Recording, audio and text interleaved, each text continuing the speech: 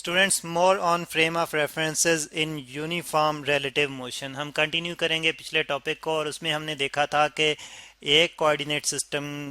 के मुताबिक दूसरे कोऑर्डिनेट सिस्टम में हम जो है मोशन ऑब्जर्व करें तो हमें फिर गैलेलियन ट्रांसफॉर्मेशन जो है उसके मुताबिक मोशन जो है वो ऑब्जर्व करनी पड़ती है। यहाँ पे उसी जो हमने जो कोऑर्डिनेट सिस्टम जो आपस में रिलेट किए थे उन्हीं को यहाँ पे दोबारा से रिप्रेजेंट करते हैं।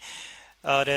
फिर यहाँ पे हम डिस्कस करते हैं कि जो कोऑर्डिनेट सिस्टम जो हमने ट्रांसफॉर्मेशन डिस्कस की थी और हमारे पास जो इक्वेशन आई थी x is equal to x dash plus V T, इसको यूज़ करेंगे क्योंकि हम सिर्फ एक कोऑर्डिनेट के अलोंग जो है मोशन में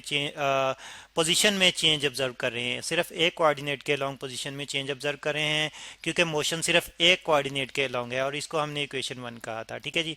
इसको जो है वो न्यूमेरिक 1 यहाँ पे रिप्रेजेंट कर देते हैं, रोमन 1 की बजाय ये वाला 1 रिप्रेजेंट करते हैं। अच्छा जी,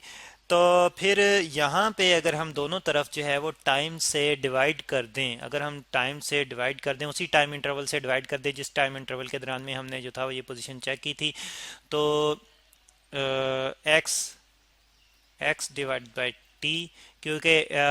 ये जो है वो ऑब्जर्वर एस के लिए जो है पोजीशन है और उसके उसके मुताबिक टाइम जो है वो टी नोट किया था और position observer x S dash के लिहाज से ऑब्जर्वर एस एस डैश के लिहाज से एक्स डैश पोजीशन है पार्टिकल की और टाइम जो नोट किया था वो टी डैश नोट किया था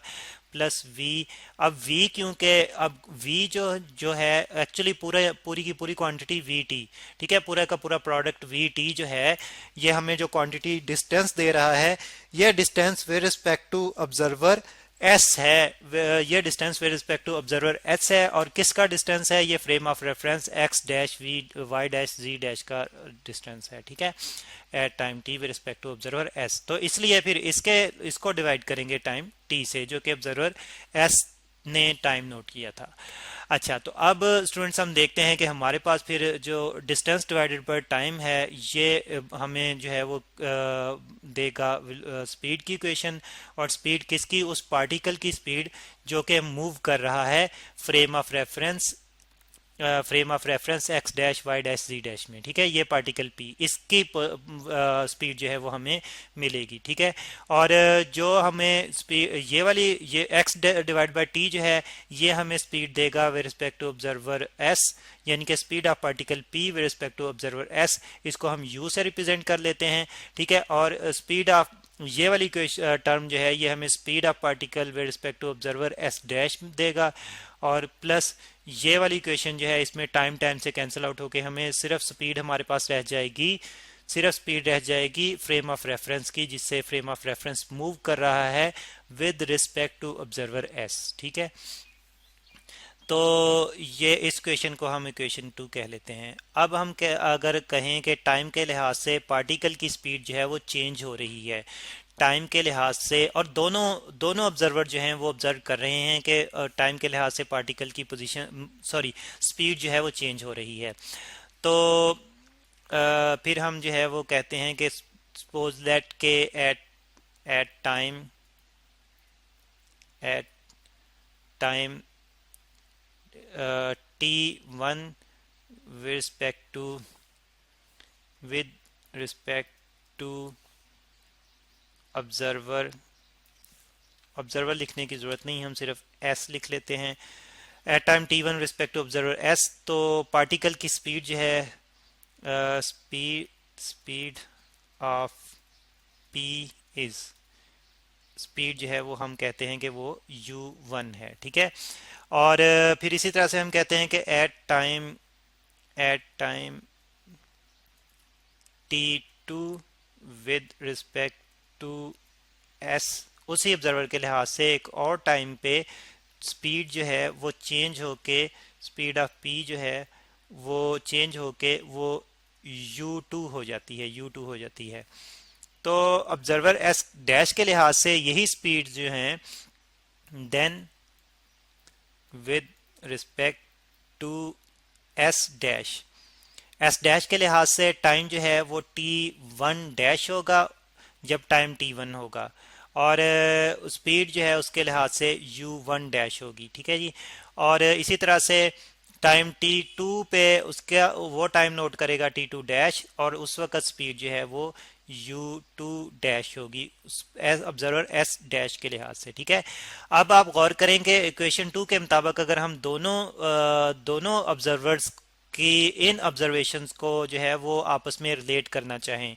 जब उन्होंने ऑब्जर्वेशन ली, फर्स्ट ऑब्जर्वेशन ली थी जो कि टाइम T1 पे और T1 डैश पे ली थी उन्होंने, तो तब हमारे पास जो हम स्पीड आ जाएगी, स्पीड्स की जो रिलेशन आपस में आ जाएगी वो आ जाएगी स्पीड्स की रिलेशन, यानी कि दोनों ऑब्जर्वर की स्पीड्स की रिलेशन जो आपस में आ जाएगी वो आ जाएगी U1 इज इक्वल टू, ये U1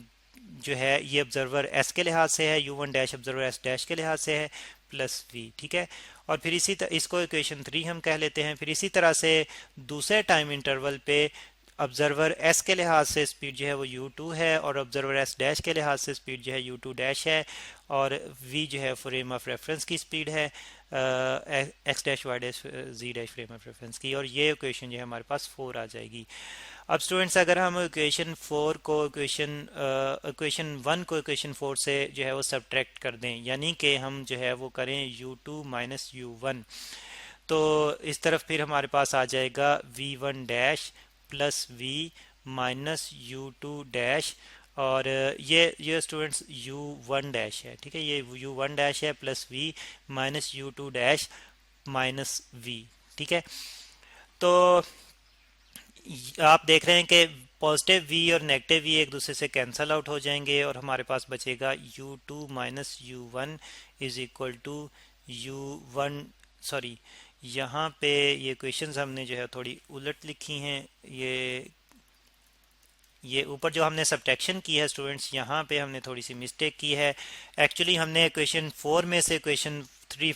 माइनस करनी थी, तो पहले क्वेश्चन 4 की एंटिटीज लिखनी है, यानी कि U2 डैश प्लस V और minus U1 dash minus V, negative sign की वजह से पॉजिटिव नेगेटिव में चेंज हो जाएगा। अब ये कैंसिल आउट हो गए और हमारे पास U2 माइनस U1 जो है ये आ जाएगा U2 dash minus U1 dash. ठीक है, ये स्पीड्स में जो चेंज आ रहा है दोनों ऑब्जर्वर के लिहाज से, वो आपस में उनकी रिलेशन जो है वो हमने देख ली कि क्या है। और अगर हम टाइम के लिहाज से दोनों का रिलेशन जो है वो देखें, यानी कि दोनों के जो अलग अलग टाइम इंटरवल हमने नोट किए हैं उनके लिहाज से देखें, यानी कि U2, इसको हम इस तरह से लिख लेते हैं कि U2 minus U1 divided by T2 minus T1 is equal to U2 dash minus U1 dash divided by T2 dash minus T1 dash. तो हमने दोनों ऑब्जर्वर्स के लिहाज से rate of change of velocity speed जो है with respect to corresponding times जो है वो हमने फाइंड आउट कर लिया है। तो ये rate of change of displacement with respect to time जो है वो हम जानते हैं कि हमें एक्सलेशन देता है, तो ये वाली इक्वेशन जो है हमें एक्सलेशन देगी with respect to observer S जो कि रेस्ट में है, और उसको हम रिप्रेजेंट करेंगे ए से, और ये वाली इक्वेशन जो है ये हमें एक्सलेशन देगी with respect to observer S dash, और जो कि मूवमेंट में है, और एक्सलेशन हम किस चीज़ का फाइंड आउट कर रहे हैं, पार्टिकल पी का एक्सलेशन दोनों ऑब्जर्वर के लिहाज से। तो स्टूडेंट्स आप देखते हैं कि दोनों ऑब्जर्वर्स के लिहाज से पार्टिकल का एक्सलेशन जो है वो सेम आता है, हालांकि एक ऑब्जर्वर जो है वो रेस्ट में है और दूसरा ऑब्जर्वर जो है वो मूव कर रहा है फ्रेम ऑफ रेफरेंस के साथ साथ, तो लेकिन दोनों के लिहाज से एक्सलेशन जो है वो सेम आता है। अब इसी चीज़ को जो है वो हम मज़ीद डिस्कस करेंगे नेक्स्ट वीडियो में।